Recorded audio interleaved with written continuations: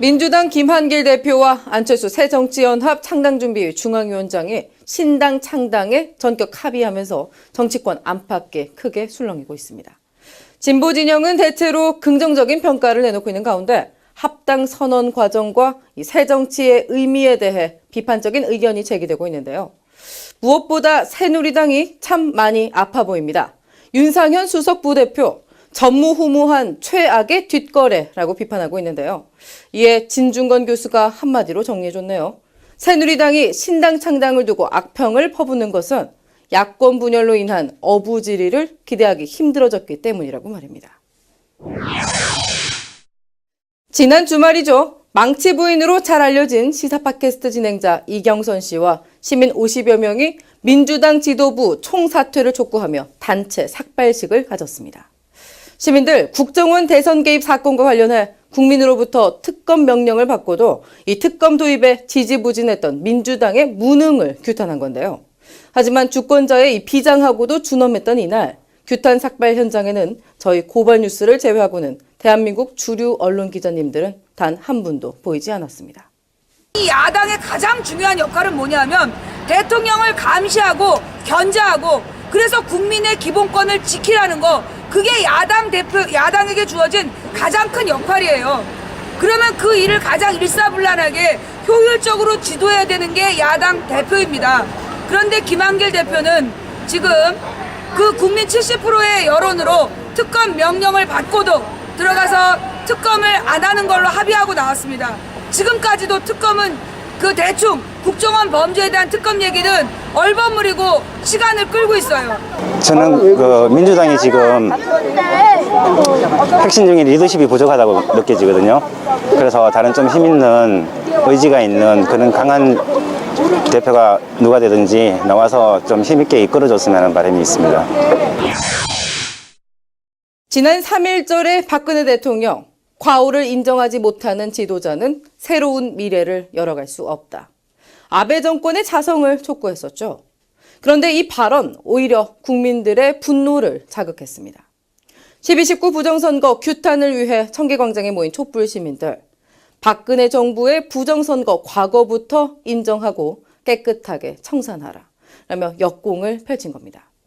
이 34회째를 맞은 주말 촛불 집회 현장, 어김없이 고발 뉴스가 지켰습니다. 웃기는 얘기 아닙니까? 그 일본이라고 하는 땅에 가서 배워보고 그 자기 아버지는 그 다카키 마사오고 오카모토 미노루고 자기는 지금 뭐 가짜지만은 대통령으로 당선돼서 지금 실제적으로 행사를 하고 있지 않습니까? 자기가 청산의 대상이면서 그런 얘기를 할 수 있다는 게 너무 뻔뻔하지 않습니까? 저는 염치가 없다고 생각을 하는 사람입니다. 지금 하다못해 대학생들은 신용불량자만 진짜 몇만이고 가계 부채가 100억 뭐 이렇게 천조시대를 맞이했는데 무슨 생각으로 이러시는 건지 안 그러시면 진짜 입기 못 맞추신다. 국민들이 그래왔다. 역사 다시 배우시라. 국정원의 서울시 공무원 간첩 사건의 증거 위조 정황이 재차 확인되면서 논란이 일파만파 눈덩이처럼 커지고 있습니다. 특히 국정원이 이번 사건을 무려 6년 동안이나 진행해온 것으로 확인돼 이른바 기회수삭 의혹까지 일고 있는데요. 6년 전부터 유 씨를 간첩으로 지목하고 집중 조사를 벌여왔지만 이렇다 할 증거가 나오지 않자 유 씨에게 접근해 중국에 있던 동생을 불러들여 허위 진술을 받아낸 게 아니냐는 지적입니다.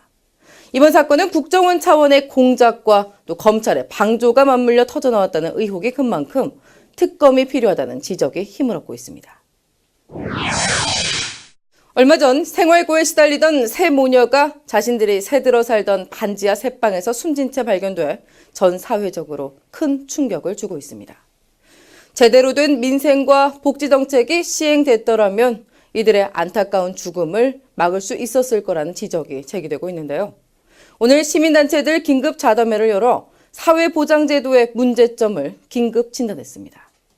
금융의 문턱을 낮춰라라는 얘기는 더 이상 하지 말아야 됩니다. 사실 이분들에게 신용카드를 발급해 준 것이 이 사회가 정상입니까? 정상은 아니라는 거죠. 사실 복지로 해결할 것을 끊임없이 금융으로 대체해 온 게 지난 사실 금융 위주의 과도한 어떤 금융 자본주의였다라고 생각을 합니다.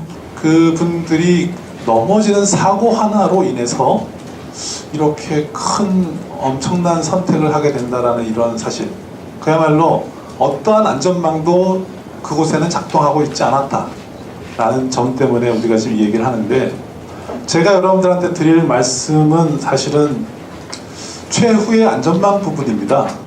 지금까지 오늘의 고발 뉴스였습니다.